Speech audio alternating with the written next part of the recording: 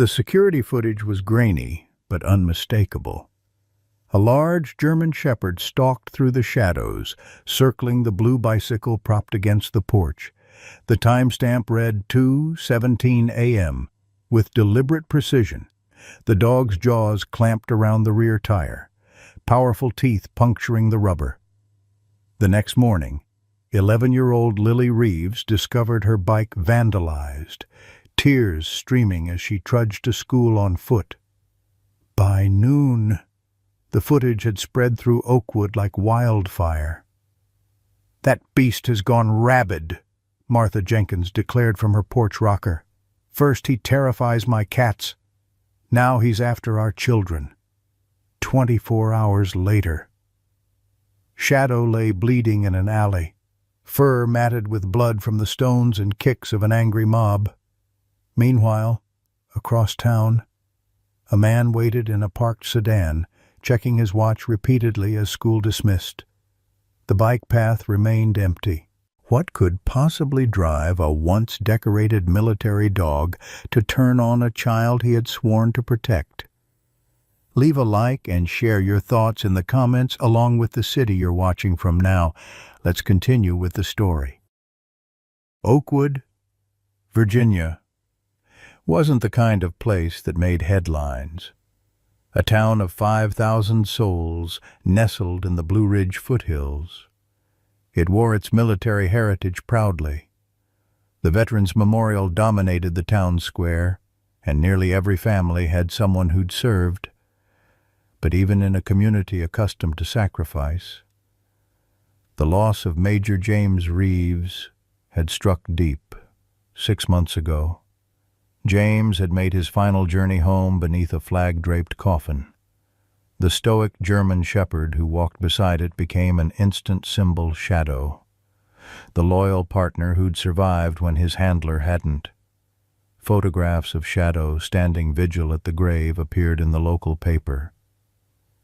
"Faithful unto death," the caption read, "capturing hearts nationwide." Shadow wasn't just any military working dog. At 7 years old, the German shepherd had completed 3 tours, saved his unit from an ambush, and detected explosives that would have claimed dozens of lives. James had often written home about Shadow's uncanny intelligence, how the dog seemed to understand complex situations, how he communicated with subtle signals, how he anticipated danger before it materialized. "That dog's got an old soul," James told his wife Sarah during their last video call. "Sometimes I swear he knows what I'm thinking before I do." Sarah Reeves taught 3rd grade at Oakwood Elementary, where her daughter Lily attended 5th grade. At 38, grief had etched premature lines around Sarah's eyes. She moved through her days like a sleepwalker, teaching her students with mechanical precision while her mind drifted elsewhere. The antidepressants helped dull the edges, but nothing filled the James-shaped void in her life. Lily, at 11, processed grief differently, bright and perceptive. She channeled her energy into preserving memories, keeping her father's dog tags under her pillow, maintaining his vegetable garden, and initially caring for Shadow. She'd inherited James's auburn hair and determination, along with his special connection with the dog. Officer Thomas Wilson patrolled Oakwood's quiet streets with one eye always watching for Shadow. As James's former Army buddy, he'd promised to look after the family, including the dog. But when Sarah had banished Shadow 5 months ago, even Tom's offers to adopt him were refused. "That dog reminds me too much of him," Sarah had whispered, voice breaking. "Every time he looks at me with those eyes, it's like James is watching me fall apart." The memory came to Shadow in fragments: the helicopter's thrum, the desert heat, the weight of tactical gear on James's shoulders. They'd been clearing a village when the first shots rang out. Shadow had alerted seconds before, ears forward, body tense. James always trusted those signals. "Good boy," James had whispered, his hand steady on Shadow's harness. "Show me." That day, Shadow had led them away from the ambush, saving the entire unit. Later, during a medal ceremony, James had knelt beside him. "You're the real hero. Partner. Don't let anyone tell you different." Now James was gone, buried beneath a white stone marker in Oakwood Cemetery. After the funeral, Shadow had refused to leave, lying beside the fresh earth for 3 days until Officer Wilson had finally coaxed him away with James's old T-shirt. Sarah had allowed Shadow home, but her eyes grew distant whenever he entered a room. "He looks at me like he's asking where James is," she'd confessed to her sister on the phone, voice breaking. "How am I supposed to explain to a dog that he's never coming back?" For Lily, Shadow represented the last living connection to her father. She'd brush his coat each evening, whispering stories about school while Shadow listened with attentive ears. Sometimes, she'd catch her mother watching from the doorway, tears streaming silently down her cheeks. The breaking point came during a thunderstorm in April. Shadow, disoriented by the booming thunder too similar to the explosions that had taken James, had howled through the night. By morning, Sarah's fragile composure had shattered. "I can't do this anymore," she'd declared, hands trembling around her coffee mug. "Every time he howls, I hear James screaming. I can't sleep. I can't think." "But Mom, Shadow needs us," Lily had pleaded, arms wrapped protectively around the dog's neck. "Dad would want us to take care of him." "Your father would want me to take care of you," Sarah had countered, voice hardening with resolve. "And I can't do that when I'm falling apart." Officer Wilson had arrived that afternoon, squad car idling in the driveway. "I'll find him a good home," he'd promised, unable to meet Lily's accusing gaze. "Maybe with another veteran." But as Wilson had led Shadow toward the car, the dog had broken free, disappearing into the woods behind the Reeves property. Despite organized searches, Shadow remained elusive, occasionally spotted at the edges of town but never close enough to capture. What no one realized was that Shadow never truly left. Each night, he returned to the periphery of the property, watching over the house where Lily slept. During the day, he tracked her movements from a distance, from home to school, to the library, to her friend's house. The pack instinct to protect remained strong, even without James to guide him. The first rescue happened in late May. Lily and her friends had been exploring Willow Creek, a usually gentle stream swollen by spring rains. When Lily slipped on a mossy rock, tumbling into the churning water, her friends had frozen in panic. Shadow hadn't hesitated, bursting from the underbrush and plunging into the current. With powerful strokes, he'd reached Lily, allowing her to grab his collar as he towed her to shore. Soaking and shivering, Lily had thrown her arms around Shadow's neck. "You saved me. Oh, Shadow, I knew you wouldn't leave us." By the time Sarah arrived, frantic from her daughter's friends' calls, Shadow had vanished again. Lily's insistence that Shadow had rescued her was dismissed as shock or imagination, without witnesses besides panicked children. The story became town legend rather than accepted fact. "That dog's gone wild," Martha Jenkins declared over coffee at the Oakwood diner. "Living in the woods, probably hunting small animals. It's not natural." But Lily knew better. After the creek incident, she'd begun leaving food on the back porch, dishes that mysteriously emptied overnight. Sometimes she'd glimpse a shadow moving through the trees at the edge of their yard, a sentinel keeping watch. Robert Schultz arrived in Oakwood on a Tuesday in late September, checking into the Pine Ridge Motel on the outskirts of town. At 42, with close-cropped hair and the rigid posture of military training, he blended easily into the veteran-friendly community. No one questioned his story about considering relocation to the area, or his habit of frequenting places where children gathered. Just getting a feel for the community, he'd tell anyone who asked, smile never quite reaching his eyes. "Want to make sure it's family-friendly." What he didn't mention was the outstanding warrants in 3 states, or the dishonorable discharge from the Army 10 years earlier, or the 6-month stint in psychiatric evaluation that had ultimately failed to rehabilitate him. Within days of arrival, Schultz had identified several potential targets, but Lily Reeves quickly became his focus.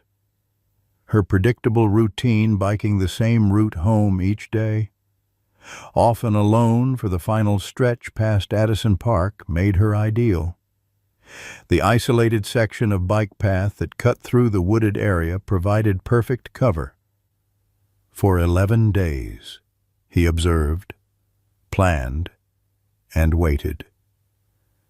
What Schultz hadn't anticipated was shadow. On his 3rd day watching Lily, the German Shepherd had appeared silently behind him as he sat in his parked car near the school. A low, threatening growl had made him whirl around, heart pounding. The dog had vanished before he could react, but the incident left him unsettled. "Damn stray," he'd muttered, checking his mirrors more frequently afterward. But the encounters continued. Shadow appeared whenever Schultz got too close to Lily, materializing from bushes during a reconnaissance of the bike path, watching from a hillside when Schultz drove past the Reeves home, growling from the shadows when he lingered near the school playground. After a week, Schultz realized this wasn't coincidence. The dog was tracking him specifically, somehow sensing his intentions toward the girl. What's more, the animal seemed vaguely familiar. The recognition hit while he was reviewing newspaper archives at the local library, researching the community. A photo of Major James Reeves's funeral procession showed the German Shepherd walking beside the coffin. "Son of a bitch," Schultz whispered, recognizing both the dog and the name. James Reeves, the officer who'd reported his misconduct years ago, whose testimony had contributed to his discharge, and now Reeves's dog was interfering with his plans for Reeves's daughter. The coincidence felt like fate. Schultz adjusted his timeline. He'd planned to take Lily the following week, but the dog's surveillance made him nervous. Better to act quickly, before anyone noticed the animal's unusual behavior.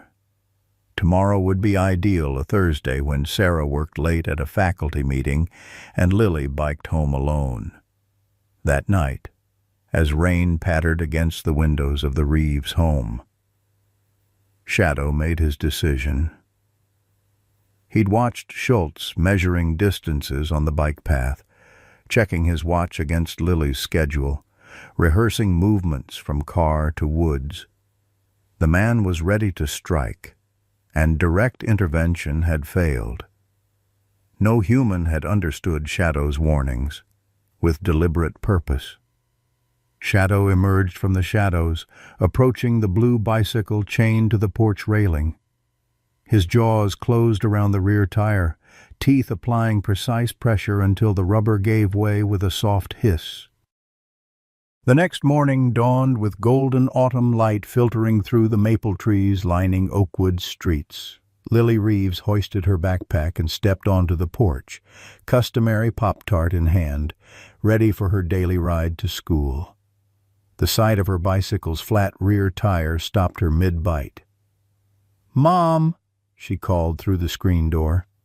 "Someone messed with my bike." Sarah emerged, coffee mug in hand, dark circles beneath her eyes testifying to another restless night. She examined the punctured tire with a frown. "That's strange. It looks like—" She hesitated, running her finger along the distinct teeth marks. "Like something bit through it." "Maybe it was raccoons," Lily suggested, though the precision of the damage made that unlikely. Sarah checked her watch. "No time to fix it now. I'll drive you today." "Can't," Lily reminded her. "You have that meeting with Principal Davis. Remember, I can walk with Emma."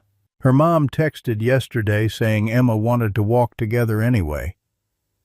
Sarah hesitated, maternal instinct warring with practicality. "Okay, but straight to school and back. No detours, and walk with Emma the whole way. Promise me." "Promise," Lily agreed, texting her friend while Sarah called Emma's mother to confirm the arrangement.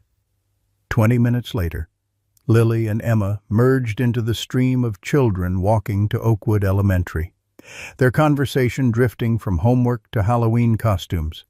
Neither noticed the sedan parked near Addison Park, nor the frustrated man behind the wheel watching their unexpected change in routine.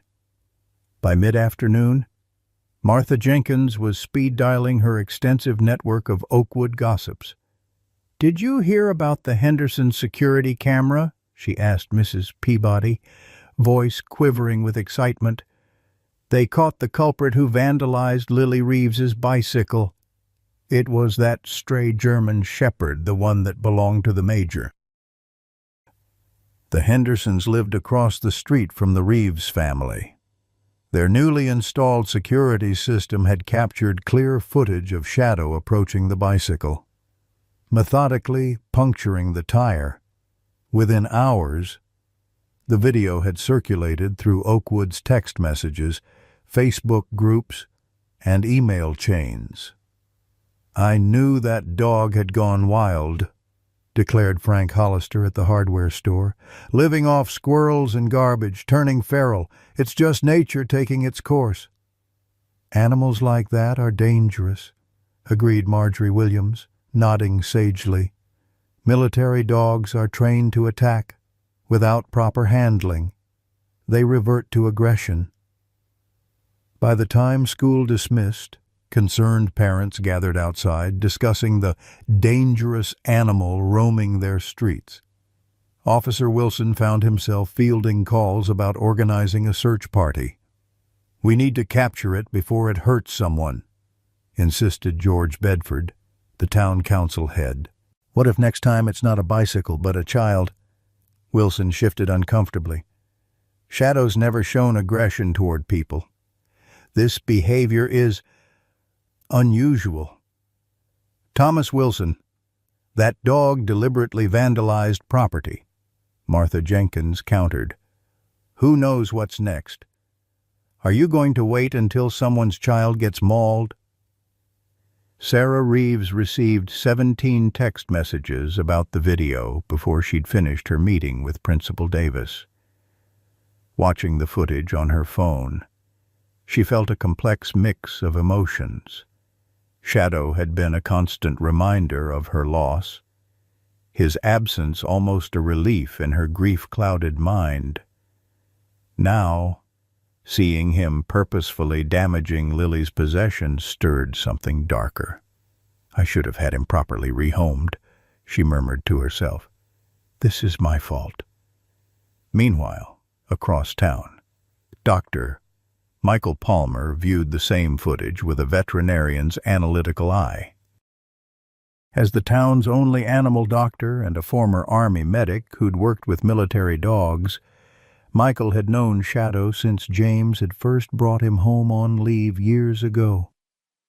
"That's not random aggression," he told his assistant, replaying the video.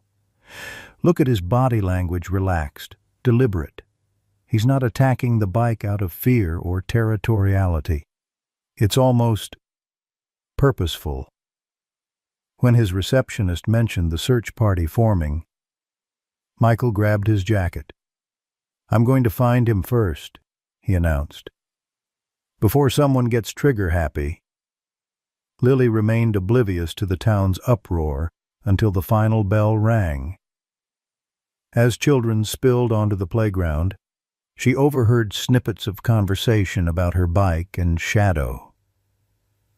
"They're saying he's dangerous," Emma reported, eyes wide. "My mom says I shouldn't walk home with you today in case he's still around." "That's ridiculous," Lily protested. "Shadow would never hurt anyone. He saved me at the creek." But even her best friend looked skeptical. "Nobody saw that.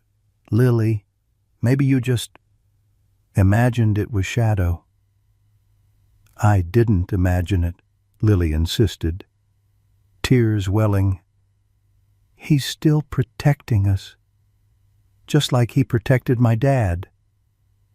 When Sarah arrived to drive Lily home, her daughter's face was stormy. "They're all saying horrible things about Shadow," she accused as she buckled her seatbelt. "It's not fair. He's not dangerous."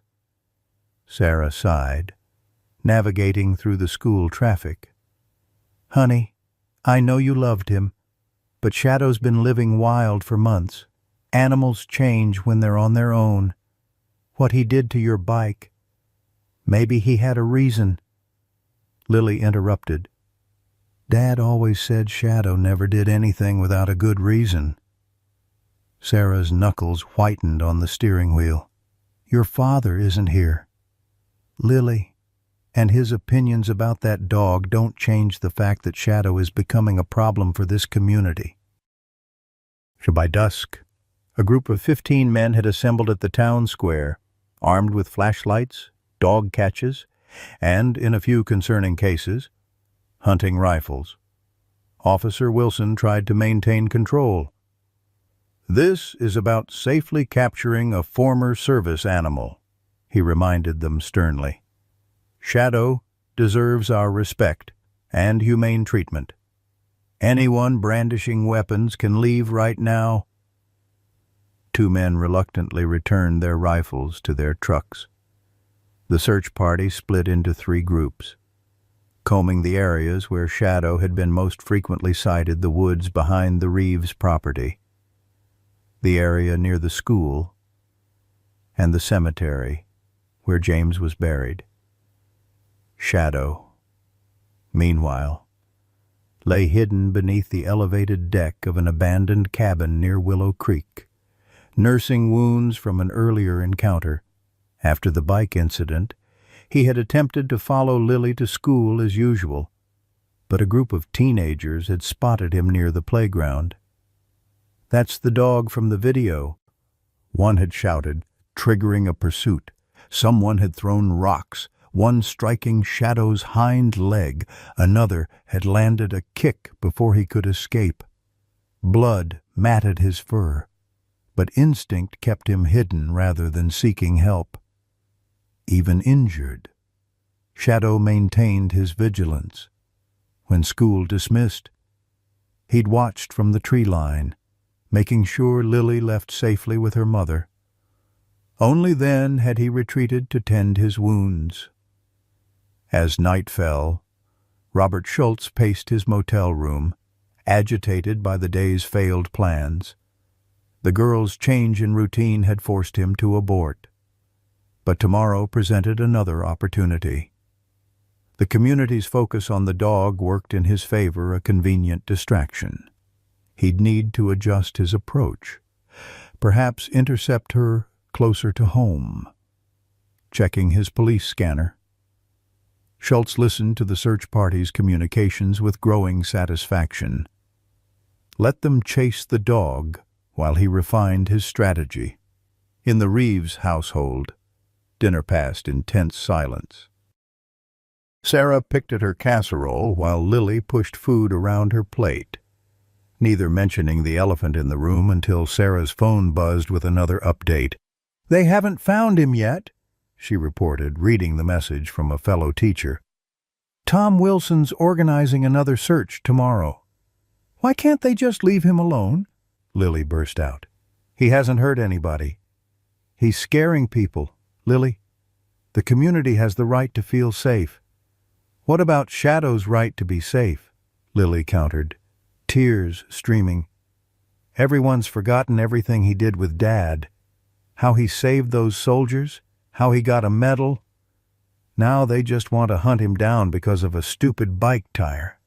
Sarah reached across the table, attempting to take her daughter's hand, but Lily yanked it away. "Lily, I understand you're upset. No, you don't. You never liked Shadow, even when Dad was alive. You were always annoyed when Dad let him sleep inside or sit on the couch. Then Dad died and you couldn't wait to get rid of him." The accusation hung in the air, raw and painful. Sarah recoiled as if slapped. "That's not fair," she whispered, her own tears threatening. "I was trying to survive, to keep us both going. Shadow reminded me too much of everything we'd lost." Lily stood abruptly. "I hate it here. I hate everyone in this stupid town, and if they hurt Shadow, I'll never forgive any of you." She fled upstairs, bedroom door slamming behind her. Sarah sat motionless at the table, feeling the weight of the past 6 months crushing down. Maybe Lily was right.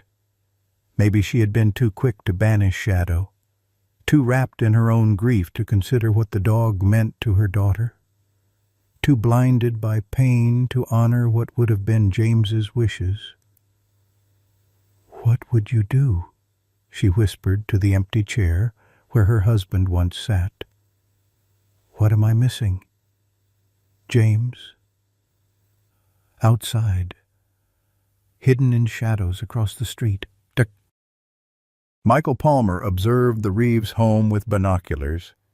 If Shadow was still protecting this family, he'd eventually return here. The injuries Michael had spotted earlier, the way Shadow favored his right hind leg, the blood on his flank, worried him. If the search parties found the dog in his current condition, fear might drive Shadow to defensive behaviors that would only confirm the town's suspicions. As midnight approached, Michael caught a flicker of movement at the edge of the property. A familiar silhouette emerged briefly from the tree line, ears alert, watching the dark house where Lily's bedroom light had finally switched off. Despite his injuries, Shadow had returned to his self-appointed post.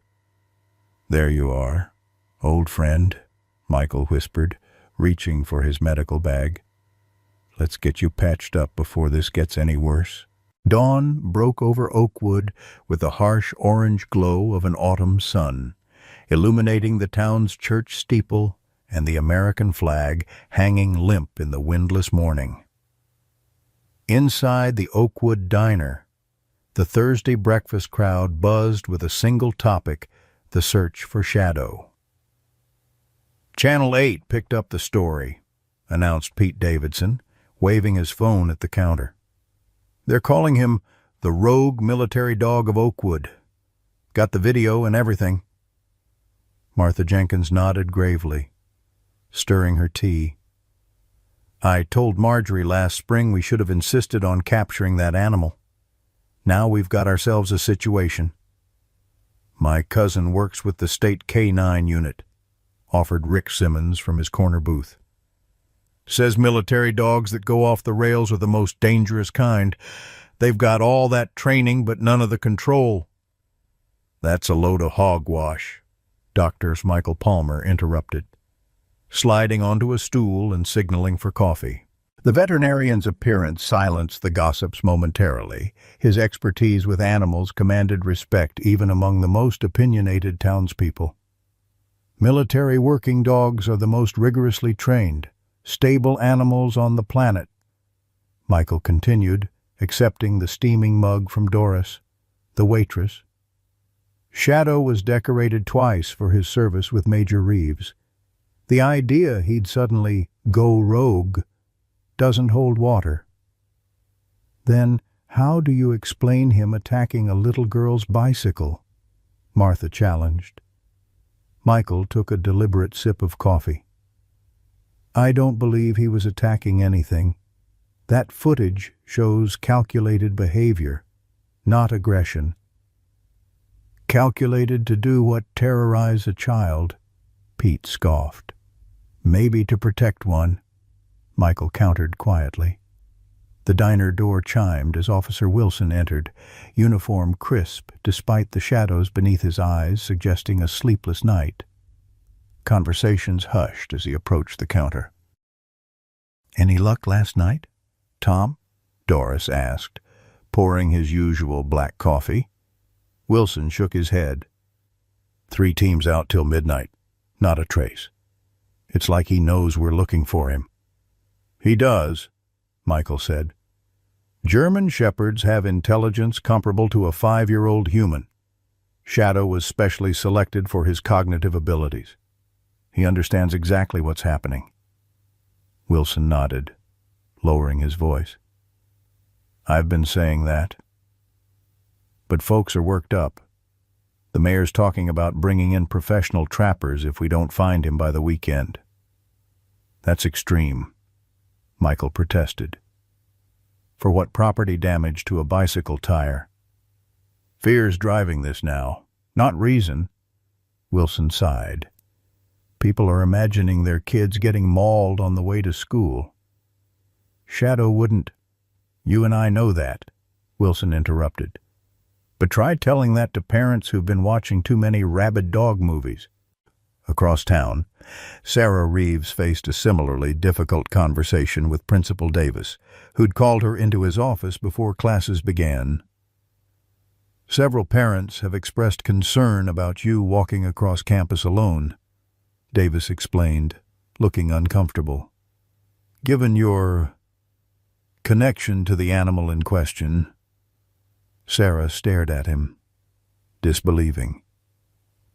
Are you suggesting Shadow would attack me? No. Davis backpedaled. But your scent, your connection to his former home, it might draw him to the school.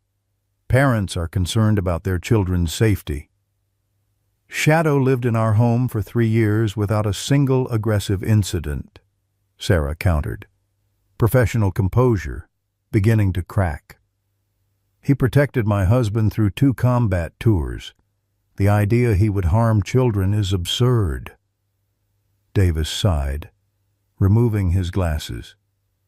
Sarah, I understand this is personal for you, but my responsibility is to 500 students and their worried parents. Until the animal is captured, I'm asking you to use the staff entrance and remain inside during recess duty. Sarah left the meeting feeling hollow.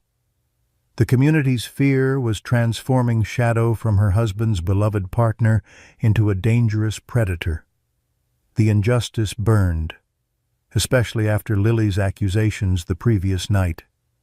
Had she contributed to this situation by rejecting Shadow in her grief, in her classroom? Sarah opened her desk drawer and removed a framed photograph she'd hidden away months ago. James kneeling beside Shadow in Afghanistan, both wearing protective gear, the desert sun harsh behind them. Her husband's smile was radiant, his hand resting proudly on his partner's back. I'm sorry, she whispered to the image. I should have done better by both of you. At the Pine Ridge Motel, Robert Schultz methodically cleaned his hunting knife, the television murmuring in the background. The local news coverage of the dangerous stray brought a thin smile to his lips.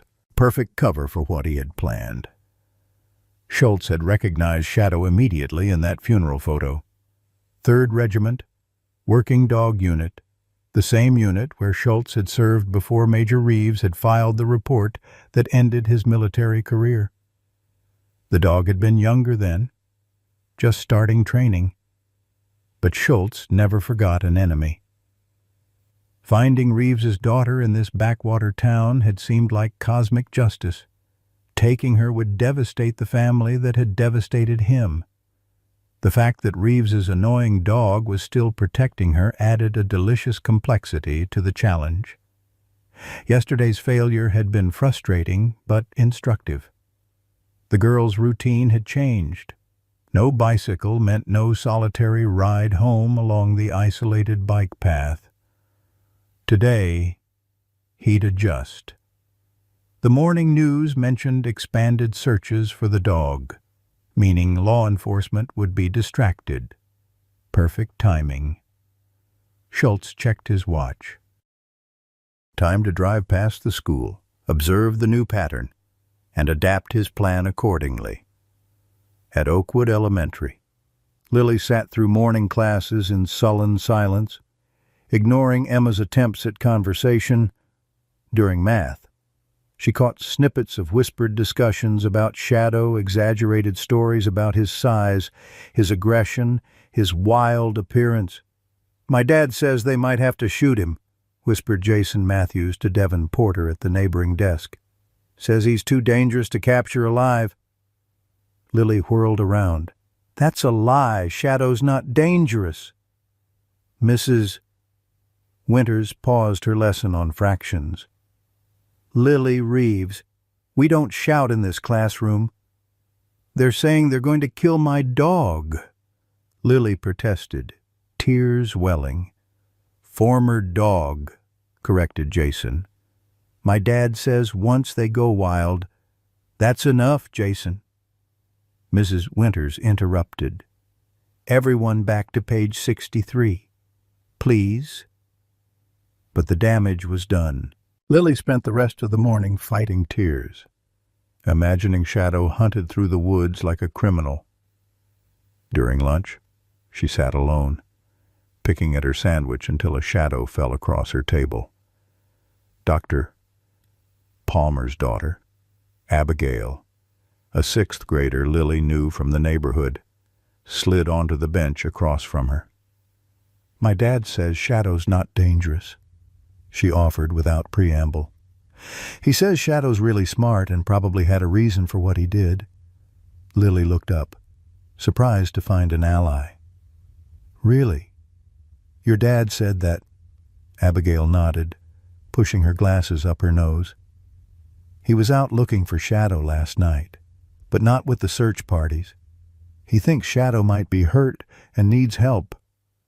"Hurt? How?" "Dad saw him limping yesterday. Said some kids threw rocks at him." Lily's sandwich lay forgotten as a protective fury rose within her. "Who did it? Who hurt him?" Abigail shrugged. "Don't know. But Dad's worried. Says if people think Shadow's dangerous and then corner him while he's injured." She didn't need to finish. Lily understood the implication perfectly. A wounded animal, frightened and cornered, might react defensively, confirming everyone's worst fears. "I need to find him first," Lily whispered, a plan forming. "I need to help him." Meanwhile, Dr. Palmer had located Officer Wilson at the police station, sharing his concerns in the privacy of Wilson's small office. "I spotted him last night near the Reeves place," Michael explained, spreading out a town map. "He's injured, limping badly, possibly some lacerations on his flank. I tried to approach with medical supplies, but he retreated into the woods here." He pointed to an area behind the Reeves property. Wilson frowned. "How bad are the injuries?" "Hard to tell in the darkness, but he's favoring his right hind leg significantly. If it's broken, he'll need immediate medical attention. And if he's cornered by well-meaning but overzealous searchers, he might snap defensively," Wilson finished, "creating exactly the dangerous situation everyone fears." "Precisely." Michael leaned forward. Tom, there's something else. I've been reviewing that security footage frame by frame. Shadow didn't just randomly attack that bicycle. The bite was controlled, precise. He specifically punctured the tire without damaging the rim or spokes. Meaning it was intentional, calculated. He wanted to disable the bicycle, not destroy it. Wilson sat back, processing. You're suggesting he deliberately prevented Lily from riding her bike yesterday? Why would he do that? I don't know, Michael admitted. But James always said Shadow operated on a different level, perceived threats we couldn't see, made connections we missed. Something about that bicycle concerned him enough to take action. Wilson tapped his fingers on the desk thoughtfully. The timing is interesting. Sarah mentioned Lily normally bikes home alone on Wednesdays when she has faculty meetings. Yesterday, because of the flat tire, she walked with friends instead. Michael nodded. And where's the spot along that bike route that's most isolated? The stretch past Addison Park. Wilson replied immediately. It's a shortcut through the woods, saves 10 minutes compared to the road route. Both men fell silent, the implication hanging between them. That's speculation, Wilson finally said, though his expression had darkened. We can't start a panic based on a dog's behavior, no matter how intelligent that dog might be. Agreed, but maybe we should quietly check if anything unusual has been happening around that bike path. Any strangers in town? Unusual vehicles? Wilson nodded slowly. I'll have Jenkins run the motel registrations from the past couple weeks. See if anyone stands out. In the meantime, we need to find Shadow before someone else does. Across town, the school day was ending. Sarah watched from her classroom window as students streamed toward buses and waiting parents. Lily had been uncharacteristically quiet during their brief lunchtime encounter, barely responding to Sarah's attempts at conversation. The morning's argument still hung between them, unresolved. As the crowd thinned, Sarah spotted her daughter walking toward the main entrance with Emma and Emma's mother. Their new routine, Mrs. Anderson would drive Lily home until her bicycle was repaired. Sarah felt a pang of gratitude mingled with guilt. She should be the one taking her daughter home, not relying on other parents. But the stack of ungraded papers and Principal Davis's expectations kept her rooted to her desk. What Sarah couldn't see from her second-floor window was Lily's whispered conversation with Emma at the school steps. "Tell your mom I'll be right back," Lily murmured. "I forgot my science folder in my locker." "Want me to come with you?" Emma offered. "No, just tell her I'll be super quick. 1 minute." But instead of returning to her locker, Lily slipped around the side of the building once Emma was out of sight. A different plan had formed during the afternoon. She would find Shadow herself before the search parties could hurt him. She knew his habits better than anyone, knew where he might go when injured and afraid, outside the school boundaries. Lily broke into a run, cutting across the baseball field toward the woods. If Dr. Palmer was right, Shadow would be hiding near their home, probably in the dense forest where she and her father had often hiked. There was an old hunting blind about half a mile in the perfect sheltered spot for an injured dog. What Lily didn't notice was the sedan pulling away from the curb as she disappeared into the trees. Schultz had been observing the school dismissal, adjusting his plans based on Lily's expected departure with Emma's family. The sight of his target suddenly breaking away, alone, seemed too perfect an opportunity to ignore. Back at the school, Emma returned to her mother's car without Lily. She said she forgot something in her locker, Emma reported. Said she'd be right back. Mrs. Anderson checked her watch. Well, she needs to hurry. I told your brother we'd pick him up from practice by 4. 5 minutes passed. Then 10. Mrs. Anderson grew increasingly impatient, finally instructing Emma to wait in the car while she went to look for Lily, finding no trace of her in the now empty hallways.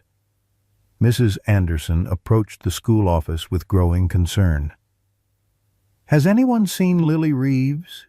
She was supposed to meet us out front. The resulting call to Sarah's classroom sent a bolt of panic through the already stressed mother. A quick search of the building confirmed what Sarah already feared: Lily was gone. She mentioned wanting to find Shadow at lunch, reported Abigail Palmer when questioned. She was really upset about people hunting him. Sarah's face drained of color. She's gone looking for him. In the woods, probably. She turned to the gathering staff members. Call Officer Wilson. Tell him Lily's missing and maybe in the woods behind our house. Sarah, you can't go alone, began Principal Davis. But Sarah was already running for her car, terror lending speed to her steps. All the fears she'd suppressed about Shadow's behavior were suddenly magnified. What if the town was right? What if months of living wild had changed him? What if Lily, in her innocent faith, was running straight into danger in the dense woods behind the Reeves property? Lily pushed through undergrowth with determined focus. The afternoon sun filtered through the canopy, creating dappled patterns on the forest floor. She knew these woods from countless explorations with her father and Shadow, but never had she ventured here alone. Shadow, she called softly, approaching the old hunting blind, a simple wooden structure her father had built years ago. It's me, Lily. I know you're hurt. I want to help. The blind appeared empty, but fresh paw prints in the soft earth suggested recent visitation. Lily knelt, examining them. I know you're here somewhere. Everyone's looking for you, but they don't understand. I do. Dad would too. A twig snapped behind her. Lily whirled, hoping to see the familiar form of her father's partner. Instead, she found herself staring into the cold eyes of a stranger. Well, hello there, said Robert Schultz, blocking her path back toward home. Aren't you a long way from school, little lady? Lily's heart hammered against her ribs as she took an instinctive step backward. Everything about the stranger triggered her internal alarms: his too wide smile, the calculating look in his eyes, the deliberate way he'd positioned himself between her and the path home. My mom knows where I am, she lied, voice steadier than she felt. She's waiting for me just over there. Lily gestured vaguely behind her. Schultz's smile never wavered. Is that so funny? I've been walking these woods for 20 minutes and haven't seen another soul. He took a casual step forward. I'm Robert. I'm new in town, just exploring the local trails. Lily's mind raced through the safety protocols her parents had drilled into her since kindergarten. Never talk to strangers, create distance, scream for help, run toward populated areas. But the woods stretched in every direction, the nearest houses a quarter-mile away. My dad's a police officer, she tried, backing toward the hunting blind. He's meeting me here to check his deer cameras. Something flickered across Schultz's face, amusement. Perhaps. Your dad's not a police officer, Lily. Your dad was Major James Reeves, 3rd Regiment. He died 6 months ago in Afghanistan. Ice flooded Lily's veins. This man knew her name, knew her father, knew their history. "Who are you?" she whispered, abandoning the pretense. "Just someone who knew your father." Schultz's voice hardened slightly.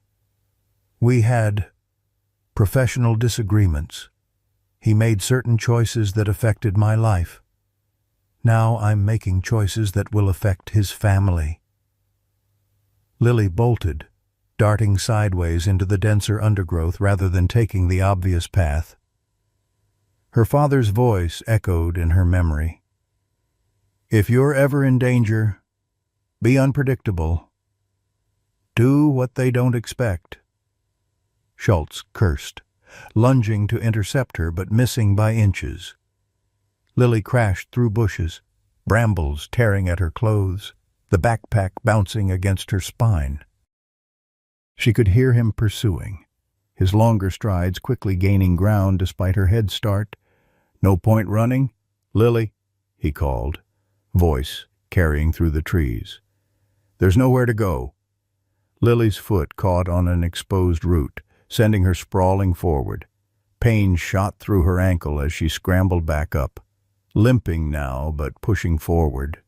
The hunting blind was lost behind her, her sense of direction scrambled by panic and the disorienting sameness of the woods. A clearing appeared ahead, not the open field she'd hoped for, but a small break in the trees surrounding a massive fallen oak. Lily recognized it suddenly. Her father called it the fortress, its sprawling root system creating a natural barricade they'd sometimes used in games of hide-and-seek. With no time to find better shelter, Lily ducked into a hollow beneath the massive roots, pressing herself into the shadows. Her breathing came in ragged gasps, too loud in her own ears. She fumbled for her phone, fingers trembling as she tried to dial 911, only to find no signal bars in the dense woods. Heavy footsteps approached the clearing, deliberately slow. "I can hear you breathing. Lily," Schultz called, voice eerily calm. "This doesn't have to be difficult. Your father cost me everything once. An eye for an eye.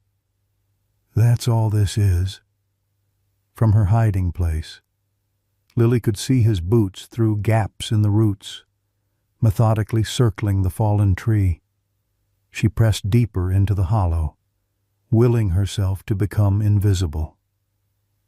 Meanwhile, Sarah Reeves's SUV skidded to a halt in her driveway, tires spraying gravel. Officer Wilson's patrol car pulled in seconds later, lights flashing but sirens silent. "She mentioned the hunting blind to one of her friends," Sarah explained breathlessly as Wilson exited his vehicle. "It's about half a mile in. Jim used to take her there." "I know it." Wilson nodded, checking his service weapon. "If she's there, we'll find her." "I've called for backup. Should be here in 10. "We don't have 10 minutes, Sarah insisted, already striding toward the tree line. "Sarah, wait," Wilson began. But she'd already plunged into the woods, maternal fear overriding caution. Wilson caught up quickly, taking the lead. "Stay behind me," he ordered. "If Lily's out here looking for Shadow, he might be nearby too. Last thing we need is startling an injured military dog." They moved swiftly through the familiar path, Wilson's trained eyes scanning for signs of passage. 20 yards in, he paused, crouching to examine broken underbrush. "Someone came through here recently. Small footprints. Lily's size. 100 yards further, the trail split one path leading toward the hunting blind, another toward the old oak. Wilson hesitated, noting disturbances in both directions. "I'll take the blind," Sarah decided, voice taut with worry. "You check the oak. Jim always said to split up when tracking." Wilson nodded reluctantly. 10 minutes. If you find nothing, return to this spot. If you find anything, use this." He handed her a small emergency whistle from his belt. 3 short blasts. Sarah took the whistle and moved quickly down the left-hand path, calling Lily's name softly as she went. Wilson proceeded toward the oak, moving with the cautious precision of his military training. At the fortress, Schultz had completed his 3rd circuit of the fallen tree, patience wearing thin. "Come out now, Lily, and this stays simple," he called, pausing to listen for movement. "Hide longer, and things get unpleasant." Inside her hiding place, Lily pressed her fist against her mouth to stifle her breathing. Through the gaps between roots, she could see Schultz had drawn something from his jacket, the metallic glint of a hunting knife catching the filtered sunlight. The sight of the weapon crystallized her terror into sudden clarity. This man meant to kill her. This wasn't a random encounter. He'd been hunting her specifically. The bicycle, the flat tire. Shadow had known somehow had protected her yesterday by preventing her from riding alone. "Shadow," she whispered. A desperate prayer more than a call, as if summoned by her voice.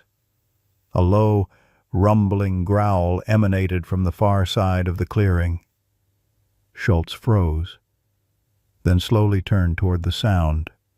Shadow stood at the edge of the trees, hackles raised, teeth bared in a snarl that promised violence. Despite his injured leg, the German shepherd's stance was battle-ready, his focus unwavering on the threat to his charge. "Well, look who it is," Schultz said softly, turning to face the dog. "Major Reeves's loyal mutt, still playing guardian angel." Shadow advanced slowly, limping but deliberate, each step closing the distance between himself and the predator threatening Lily. His growl never ceased, a continuous warning that vibrated through the clearing. Schultz adjusted his grip on the knife. "You remember me, don't you? I remember you just a puppy in training when I left the unit. Looks like we both ended up in the same backwater town. Fate's funny that way." Shadow lunged suddenly, faster than his injury should have allowed, jaws snapping inches from Schultz's wrist. The man jumped back, cursing as he nearly lost his balance. "Still got some fight," he acknowledged, circling to keep the dog in view. "But you're hurt, and I've got this." He raised the knife. "Come on then, hero. Let's finish this." From her hiding place, Lily watched in horror as Shadow charged again, this time catching Schultz's jacket sleeve between powerful jaws. The man roared in pain and anger, slashing downward with the knife. Shadow released and darted sideways, avoiding the worst of the blow but taking a glancing cut across his shoulder. The dance continued, Shadow attacking and retreating, Schultz cursing and slashing. Despite his injury and months of rough living, the military training embedded in Shadow's muscles remained sharp. He fought with strategic precision, each engagement designed to keep Schultz's attention fixed on him and away from Lily's hiding place. Blood now matted Shadow's fur from the new wound, but he showed no sign of retreating. His loyalty to James Reeves extended to this child, this final duty to his fallen partner. Schultz's frustration mounted with each failed attempt to land a killing blow. "Stupid animal," he snarled, breathing heavily from exertion. "Your master couldn't stop me either. You think you're any different?" The taunt about her father ignited something in Lily's chest. Without conscious thought, she emerged from her hiding place, grabbing a fallen branch. "Leave him alone!" she shouted, brandishing her makeshift weapon. Schultz whirled, momentarily distracted by her appearance, exactly the opening Shadow needed. The German Shepherd launched himself at the man's knife hand, powerful jaws clamping around his wrist. Bone crunched between specialized teeth trained to disarm human threats. Schultz screamed, the knife dropping from nerveless fingers. Shadow maintained his grip, forcing the man to his knees as blood poured from the punctured wrist. "Get it off! Get it off!" Schultz howled, his free hand ineffectively battering at Shadow's head. Lily stood frozen, branch still raised, as Officer Wilson burst into the clearing, weapon drawn. "Police, don't move!" he shouted, quickly assessing the tableau before him. Shadow restraining a bloody-wristed stranger, Lily standing nearby with a branch, the fallen knife gleaming on the forest floor. "Call off your dog!" Schultz gasped, face contorted with pain. Wilson kept his weapon trained on Schultz. "Shadow, hold," he commanded, using the military working dog commands he'd learned from James. Shadow maintained his grip, growling around the captured wrist. "Lily, are you hurt?" Wilson asked, not taking his eyes off Schultz. "No," she managed, voice shaking. "He was waiting for me. He knew my dad. He had a knife." Wilson's expression hardened. "Release," he finally commanded Shadow, who reluctantly unclamped his jaws but remained poised to attack if needed. "Sir, you're under arrest, face down on the ground, remaining hand behind your back." Schultz, cradling his mangled wrist, complied with a stream of obscenities. As Wilson secured the handcuffs, 3 whistle blasts pierced the air from nearby Sarah, responding to the commotion. "Here, Mom," Lily called, dropping the branch and running toward the sound. "We're here." Shadow watched her go, then turned his attention back to the subdued threat, positioning himself between Schultz and the direction Lily had disappeared. Despite completing his mission, the German Shepherd maintained his guard stance, unwilling to relax while the predator remained present. Wilson, securing Schultz's bleeding wrist with a pressure bandage from his kit, glanced at Shadow with newfound respect. "Good boy," he said softly. "James would be proud." Shadow's ears twitched at the name, but his eyes never left Schultz. Minutes later, Sarah burst into the clearing. Lily clutched against her side. She froze at the tableau, Wilson kneeling beside a handcuffed man, Shadow standing guard, blood staining the forest floor. "Tom," she questioned shakily.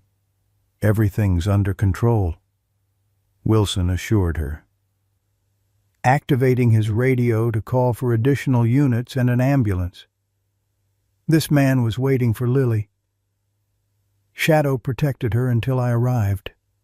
Sarah's gaze shifted to Shadow, taking in his injuries, the blood matting his once glossy coat, the unwavering vigilance despite his obvious pain.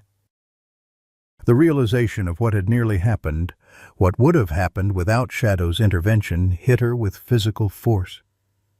"He saved me, Mom," Lily said, still pressed against Sarah's side. "Shadow knew he was dangerous. That's why he bit my bike tire yesterday so I wouldn't ride alone. He knew." Sarah released her daughter and took a tentative step toward the German Shepherd, who had once been part of their family.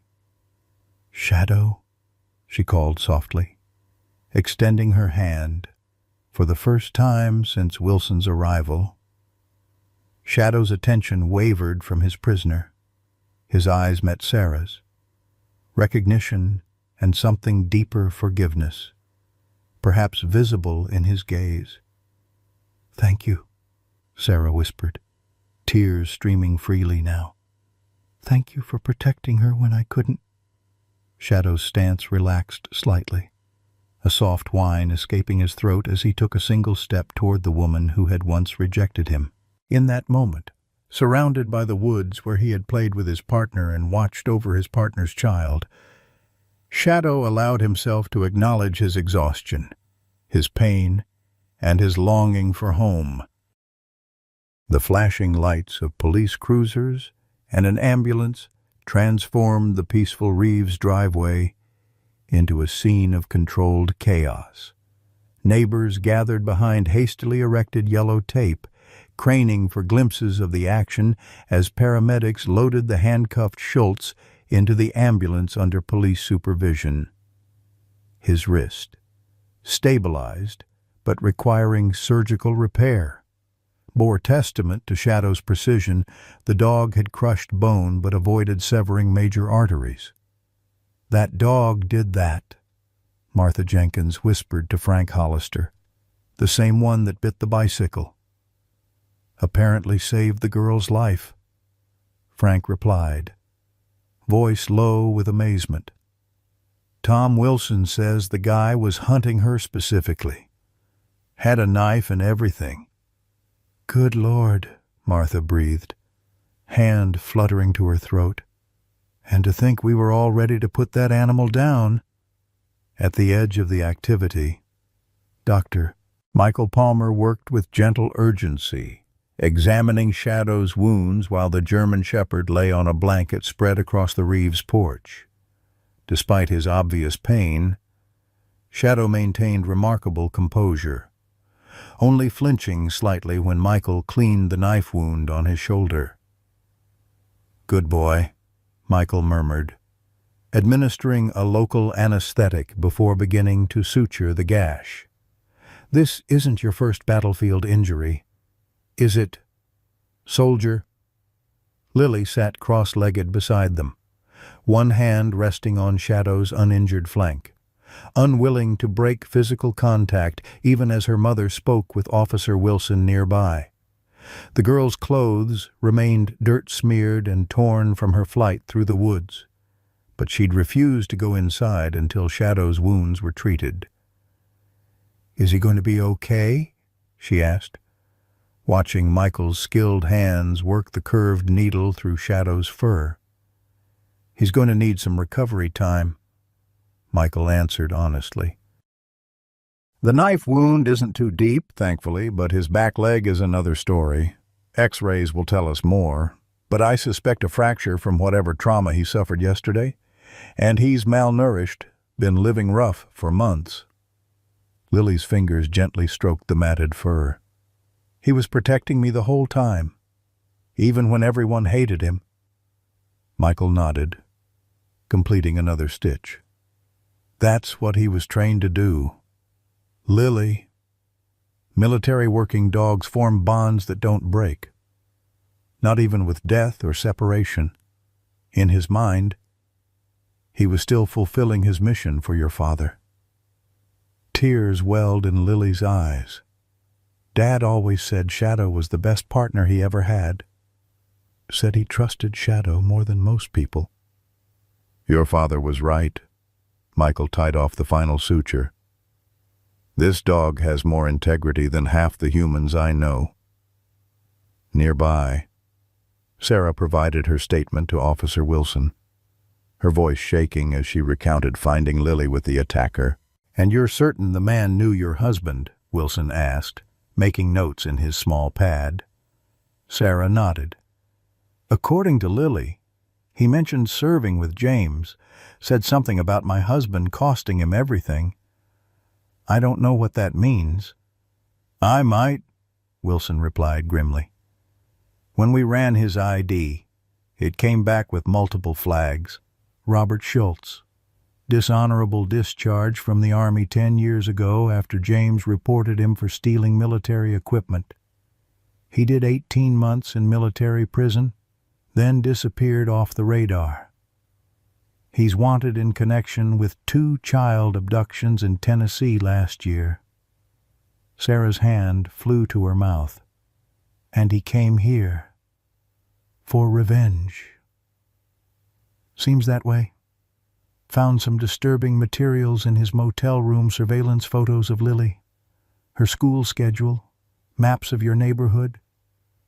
He'd been planning this for at least 2 weeks. The full implications washed over Sarah like ice water. If Shadow hadn't punctured that bicycle tires, if Lily had ridden home alone yesterday as usual. And none of us knew, she whispered. None of us saw the danger except Shadow. Wilson's expression softened. James always said that Dog operated on a different level, sensed things we couldn't. Looks like he was right. Sarah's gaze drifted to the porch, where her daughter sat beside the injured dog who'd sacrificed everything to protect her. The German shepherd's eyes met hers briefly, conveying something beyond animal intelligence, a solemn understanding, perhaps, of shared love for the child between them. In that moment, Sarah recognized her grievous error. In her pain over losing James, she'd rejected the one living connection that might have helped them all heal the partner who understood her husband's absence as profoundly as she did. "What happens to Shadow now?" she asked Wilson quietly. "Technically, he's still your dog. You never officially surrendered him to the county." Wilson hesitated. "But given his injuries and what he's been through, Dr. Palmer suggested he might need specialized care. There are rehabilitation centers for military working dogs." "No," Sarah interrupted firmly. "He belongs with us. He's coming home." As twilight descended on Oakwood, the crowd outside the Reeves home gradually dispersed. The ambulance had departed with Schultz under guard. Additional officers had processed the scene in the woods, and statements had been taken from all involved. Only Dr. Palmer remained, packing his medical supplies while delivering final instructions to Sarah. "The sedative will wear off in about an hour. Keep him quiet tonight. Limited movement. I'll be back tomorrow with the portable X-ray for that leg." Michael handed her several medication bottles. "Antibiotics twice daily with food. Pain management every 8 hours. Call me immediately if there's any sign of infection in the shoulder wound." "What?" Sarah accepted the medications, her other hand absently stroking Shadow's sedated form on the living room blanket they'd arranged as a makeshift bed. "Thank you, Michael, for everything. For believing in him when the rest of us didn't." Michael smiled sadly. "James would have done the same for my dog. Besides, Shadow's reputation preceded him. You don't earn 2 Purple Hearts and the Canine Distinguished Service Medal by being an ordinary animal." After Palmer departed, Sarah found herself alone with her daughter and the sleeping dog. Lily, bathed and changed into pajamas, had refused to leave Shadow's side, eventually falling asleep on the couch with her hand resting protectively on his back. Sarah watched them, emotions tumbling through her exhausted mind. The day's terror, nearly losing Lily, mingled with overwhelming gratitude for Shadow's intervention and crushing guilt over how she'd treated him. "I'm sorry," she whispered to the sleeping dog.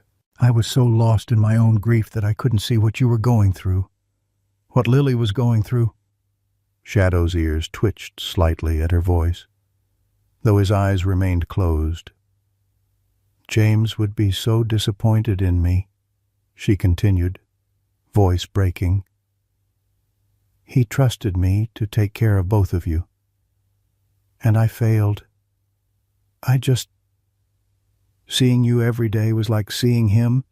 Every time you waited by the door for him to come home, it broke my heart all over again." Tears flowed freely now, months of suppressed grief finding release.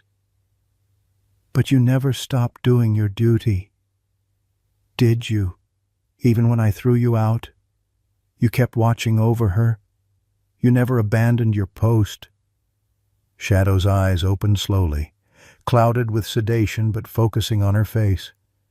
There was no judgment in that gaze, only the same steady loyalty he'd always shown. Sarah moved closer, kneeling beside the makeshift bed. "I don't deserve your forgiveness," she whispered, "but I'm asking for it anyway. This is your home." "It always was. I was too blind with pain to see what we were doing to you. What I was doing to Lily by taking you away." Shadow lifted his head slightly, wincing with the effort. With tremendous gentleness, he extended his muzzle toward Sarah's tear-stained face and licked her cheek once, a gesture of absolution so simple and profound that it shattered the last of her composure. Sarah buried her face in his fur, shoulders shaking with silent sobs. "Thank you," she whispered again and again. "Thank you for not giving up on us." Lily stirred on the couch, awakened by her mother's crying. For a moment, she watched in confusion. Then understanding dawned, sliding to the floor. She wrapped her arms around both her mother and Shadow, completing the circle. "He's home now, Mom," she murmured. "We're all home." Outside, darkness settled over Oakwood as news of the day's events spread through phone calls and text messages. The story transformed with each telling, Shadow's perceived threat becoming heroism, the town's fear becoming shame-faced admiration, the random attack becoming a targeted mission of vengeance thwarted by canine intelligence. By morning, the German shepherd who'd been hunted as a menace would be hailed as a hero. Television crews would request interviews. The mayor would awkwardly present a ceremonial key to the city, and Shadow's story would inspire legislation about the treatment of former military working dogs. But in the quiet living room of the Reeves home, none of that mattered yet. There was only a family fractured by grief, finding its way back to wholeness through the unwavering loyalty of a dog who had never forgotten his purpose, even when the humans around him had. As midnight approached, Shadow drifted in and out of sedated sleep, vaguely aware of Lily curled beside him on a sleeping bag, her hand resting protectively on his flank. Sarah had covered them both with a blanket before retreating to an armchair nearby, unwilling to leave the room.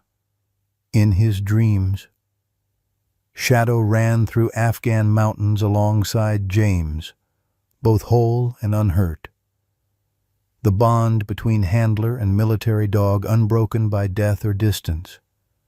Perhaps, in whatever realm James now existed, he could see this moment, his partner and his family reunited, protecting each other, healing together.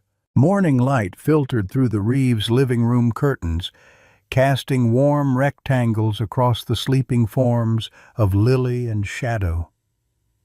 The German shepherd awoke first, instincts still sharp despite his injuries. His amber eyes scanned the room, cataloging his surroundings, the familiar furniture, the family photographs, the scent of home that he'd been denied for months. Only when he'd confirmed their safety did he allow himself to relax, head settling back onto his paws with a soft sigh. Sarah, who had dozed fitfully in the armchair all night, stirred at the sound. For a moment, disorientation clouded her features. Then yesterday's events crashed back into her consciousness. The woods, the man with the knife, Shadow's intervention. The homecoming. "Hey there," she whispered, meeting Shadow's alert gaze. "How are you feeling, boy?" As if in response. Shadow attempted to rise, only to sink back with a whine as pain from his injured leg flared. Sarah moved immediately to his side, stroking his head with gentle fingers. "Easy, easy," she soothed. "Michael said you need to rest that leg." A knock at the front door startled them both. Shadow's hackles rose instinctively, a low growl rumbling in his chest despite his injuries. "It's okay," Sarah assured him, glancing at her watch, barely 7:30 a.m. Who could that be? Officer Wilson stood on the porch, uniform crisp despite the early hour, expression grave. "Morning, Sarah. Sorry to disturb you so early. Is Lily awake?" "Still sleeping," Sarah replied, stepping onto the porch and pulling the door partially closed behind her. "What's happening?" "Tom." Wilson removed his hat, turning it in his hands, a gesture Sarah recognized from years of friendship as his preamble to difficult news. "We found more evidence in Schultz's motel room. It's worse than we thought." Inside, Shadow's ears pricked forward, tracking their conversation through the door while Lily slept peacefully beside him. "How much worse?" Sarah asked, wrapping her cardigan tighter against the morning chill. Schultz wasn't working alone. He was connected to a trafficking network operating across 3 states. Wilson's voice dropped lower. "We found records. Sarah? Communications with buyers? Lily wasn't his first target, and he wasn't planning a simple abduction." Sarah swayed slightly, gripping the porch railing for support. "Oh, God." "The FBI's involved now. They've been tracking this network for months." Wilson hesitated. "There's something else. Schultz confessed everything during his surgery. Apparently, the pain meds loosened his tongue. He said he chose Lily specifically because of James. Said it was poetic justice to take Reeves's daughter after Reeves ruined his military career. James reported him for stealing equipment." Sarah remembered. "That's what you said yesterday." Wilson nodded grimly. "Not just equipment. Schultz was selling military-grade weapons to private buyers. James caught him, gathered evidence, and reported him. Schultz did time, but clearly his resentment festered." Sarah's hand covered her mouth. 10 years. He nursed that hatred for a decade. "Some men don't know how to let go," Wilson replied. "But there's more to the story. During Schultz's confession, he mentioned Shadow specifically, said he recognized the dog immediately from his time in the unit." Shadow recognized him too, Sarah realized. That's why he started biting Lily's bike tire. He somehow knew Schultz was watching her. "Not just watching," Wilson corrected. "According to Schultz, he'd been studying Lily's routine for almost 2 weeks. He knew she rode her bike alone on Wednesdays when you had faculty meetings. He was planning to grab her along the isolated stretch of bike path near Addison Park." Sarah's knees weakened as the full implications hit her. If Shadow hadn't damaged that tire, Lily would have ridden into his trap, Wilson finished solemnly. By the time we realized she was missing, she would have been long gone. Inside, Shadow shifted position, wincing as pain shot through his leg, but maintaining his vigil over the sleeping child. His keen hearing had captured every word exchanged on the porch, reinforcing his certainty that the threat to his charge had been real and imminent. Wilson continued. checking his notepad. Schultz admitted he'd noticed Shadow following him, recognized him as a potential threat to his plan. He actually tried to poison him last week, left tainted meat in the woods where Shadow had been spotted. "Oh my God," Sarah breathed. "I had no idea." "Nobody did, except Shadow." Wilson replaced his hat. "There's one more thing. We found footage from other security cameras around town businesses, traffic lights, private homes." Sarah. "Shadow has been shadowing Lily for months, following her to school, watching from the trees during recess, tracking her movements whenever she left the house." Sarah turned to look through the window at the injured German shepherd lying protectively beside her daughter. "He never abandoned his post," she whispered. "Even when I abandoned him." By mid-morning, the story had spread throughout Oakwood with the speed only small-town communications could achieve. The police station fielded dozens of calls from residents who'd previously demanded Shadow's capture, now expressing shame and offering assistance. "It's like the whole town's had a change of heart overnight," remarked the station's dispatcher to Officer Wilson. "Mrs. Jenkins called asking if she could bring over some premium dog food. Said it was the least she could do after misjudging that heroic animal." Wilson smiled wryly. "Amazing how finding out a dog saved a child from a predator changes people's perspectives." At the Reeves home, Dr. Palmer arrived with portable X-ray equipment, confirming what he'd suspected. Shadow's right hind leg had a hairline fracture, likely from the rocks thrown by teenagers the previous day. "He's been walking on this for over 24 hours, Michael remarked, shaking his head as he applied a specialized splint. The pain must have been excruciating, yet he still managed to fight off an armed attacker. The discipline and pain tolerance military dogs develop is nothing short of remarkable." Lily hadn't left Shadow's side all morning, even insisting on helping hold instruments during the examination. "He's going to be okay, right?" she asked for the third time, anxiety creasing her young brow. "With proper care, absolutely," Michael assured her. 6 to 8 weeks of limited activity for the leg to heal. The shoulder wound is clean and should heal without complications." He glanced at Sarah. "The biggest challenge will be keeping him calm during recovery. Military dogs aren't accustomed to inactivity." "We'll manage," Sarah promised, her hand resting on Shadow's head. "We owe him that much and more." While Michael packed his equipment, Sarah's phone rang constantly, reporters seeking statements, neighbors offering support, school officials arranging coverage for her classes. The outside world clamored for attention.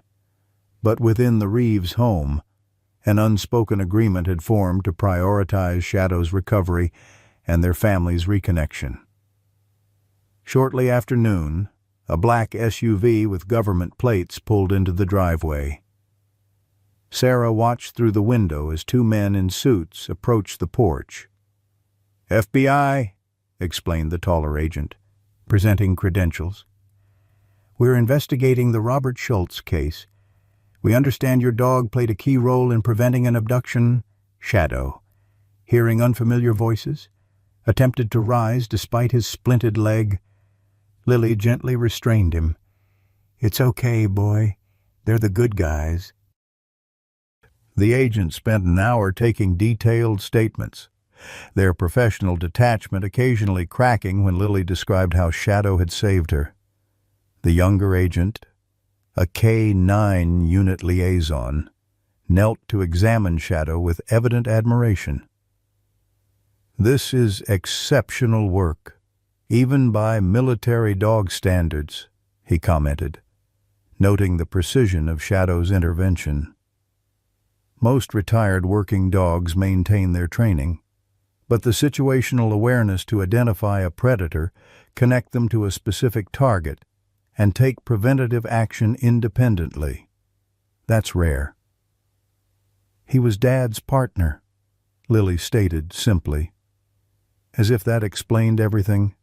In many ways, it did. The bond between handler and military working dog transcended ordinary pet relationships.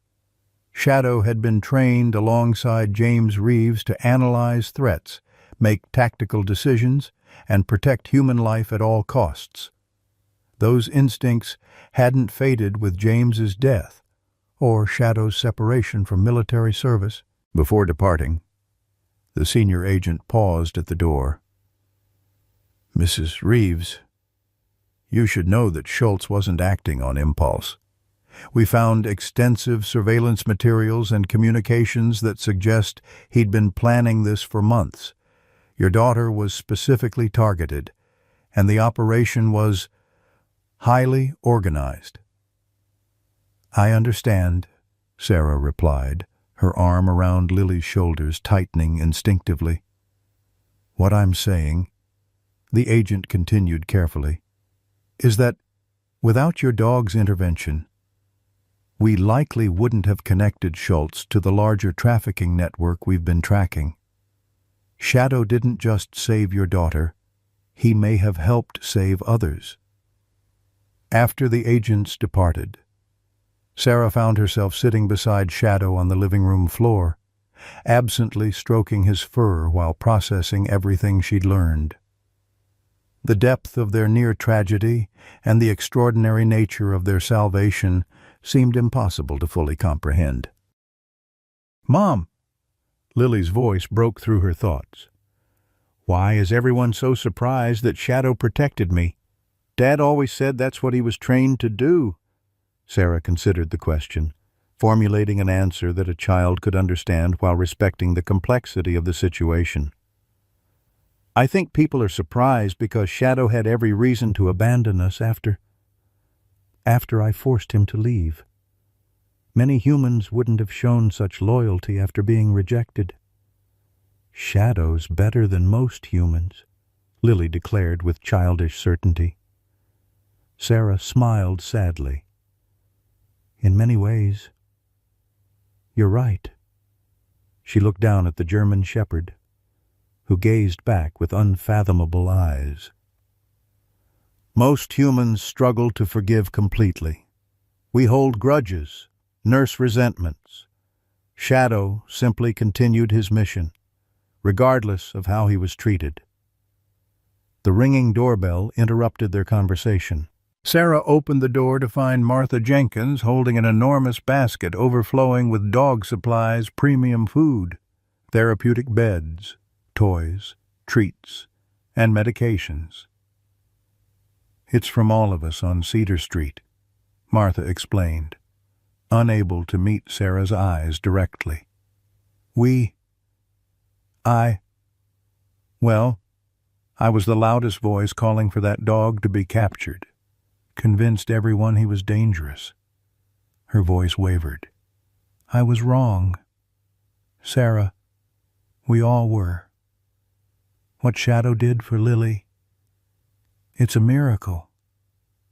Sarah accepted the basket, recognizing the offering for what it was, not just gifts for Shadow, but a community's atonement. "Would you like to come in and see him?" she offered. "He's resting, but I'm sure he'd appreciate knowing he has friends in the neighborhood now."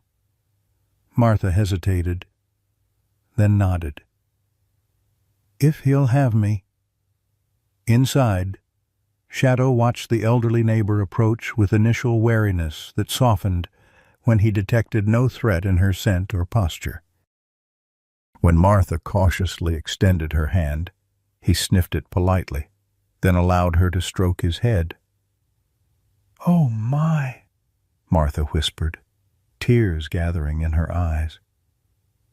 "To think we almost—" She couldn't finish the sentence.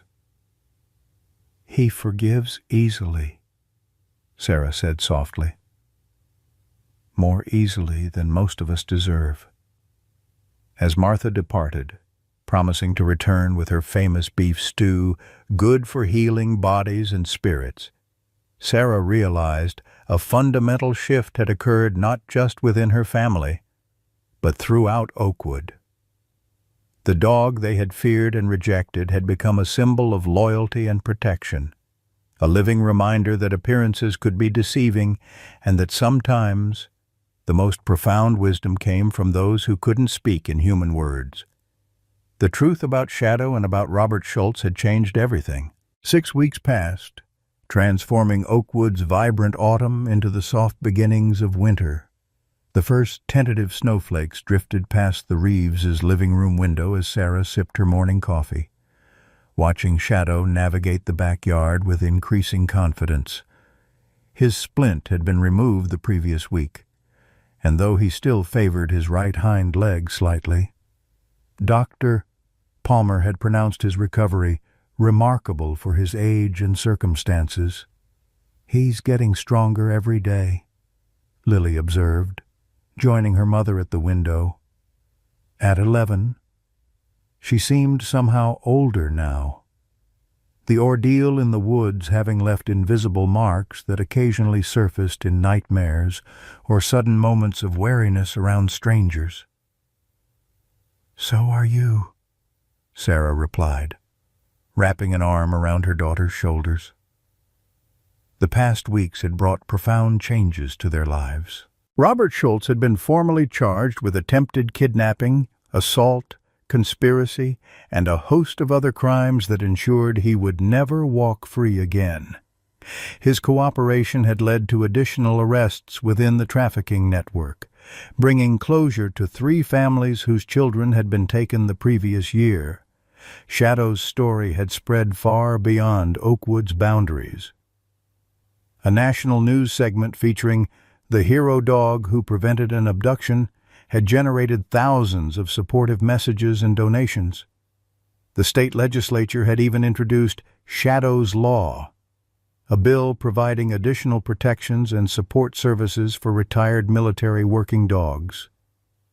More meaningful than the public recognition, however, was the healing that had occurred within the Reeves home. Shadow's return had reopened conversations about James that had been too painful before memories shared over dinner. Stories told while brushing Shadow's gradually thickening coat. Laughter recalled while watching old family videos where the German Shepherd frequently appeared at James's side. "Dad would be proud of him," Lily had said one evening, watching Shadow perform his nightly security check of the house, a ritual he had maintained despite his injuries, limping from window to window before settling at the foot of Lily's bed. "He'd be proud of you too," Sarah had answered, recognizing a truth that had been obscured by grief. James lived on not just in memories or photographs, but in the values he had instilled in his daughter and the loyalty he had cultivated in his canine partner. Now, watching Shadow test his healing leg in the backyard, Sarah reflected on the strange journey that had brought them to this moment. She had lost her husband, rejected his dog, and nearly lost her daughter. Yet somehow, through Shadow's unwavering dedication, they had found a way forward, incorporating their loss rather than being defined by it. The doorbell interrupted her thoughts. "I'll get it," Lily called, racing to the front door. Shadow immediately abandoned his outdoor exploration, appearing at Lily's side before she could reach the handle, some habits of protection remaining deeply ingrained. Officer Wilson stood on the porch, uniform hat in hand, his weathered face breaking into a smile at the sight of Shadow standing guard beside Lily. "Good morning, Miss Reeves," he greeted formally. "And good morning to you, Officer Shadow." The title wasn't just a nickname. 2 weeks earlier, in a ceremony that had brought tears to even the most stoic members of Oakwood's police force, Shadow had been named an honorary K-9 officer, complete with a specially designed badge attached to a new collar. The mayor, attempting to make amends for the town's previous treatment of the dog, had presented the honor with unusual humility. "We misjudged you, boy," he had admitted publicly. "This town owes you a debt we can never repay." "Come in, Tom," Sarah invited, joining them at the door. "Coffee's fresh." Wilson accepted the offer, settling at the kitchen table while Shadow maintained a respectful distance, alert but comfortable with this familiar visitor. "How's he doing?" Wilson asked, nodding toward Shadow. "Better every day," Sarah replied. "Michael says he's at about 80% mobility now, which is exceptional considering the fracture and his age." "And the house?" Wilson inquired, knowing that Sarah and Lily had initially struggled with anxiety after the incident, jumping at unexpected sounds and double-checking locks. "Better too," Sarah acknowledged. "Having Shadow here helps more than any alarm system could. He alerts us to every delivery person, mail carrier, or squirrel that approaches within 50 feet. Wilson nodded.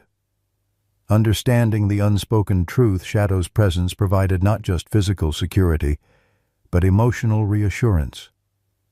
The same dog Sarah had once found painful to look at had become the family's anchor, his steady presence helping heal wounds both visible and hidden. "Actually," Wilson said, setting down his coffee mug, "I came by with some news and a proposition." He turned toward Lily. "The elementary school has been discussing a new safety program, teaching kids about stranger danger, online safety, basic self-defense, that sort of thing."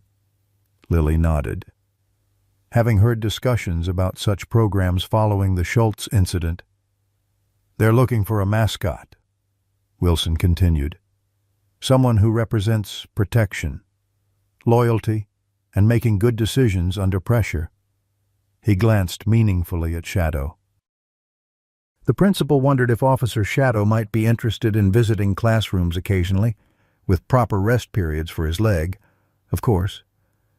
Lily's eyes widened. "Shadow could come to school with me." "Not every day," Wilson clarified.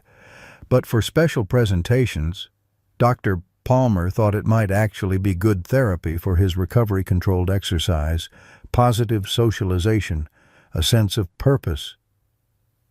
Sarah studied Shadow, who had perked up at the mention of his name, head tilted as if understanding the conversation. "What do you think? Boy, ready to teach some kids about safety." Shadow's tail swept once across the floor, a dignified acknowledgement. "I think that's a yes," Lily interpreted, beaming. Later that afternoon, Sarah stood in Oakwood Cemetery, a simple bouquet of winter greenery in her hands. Shadow sat beside her, his posture military straight, despite his recent injuries. Eyes fixed on the white stone marker bearing James Reeves' name. "I brought someone to see you," Sarah said softly, her words creating small clouds in the chilly air. "Someone who never forgot his duty, even when I forgot mine." Shadow remained motionless, but his ears twitched forward at the sound of his partner's name.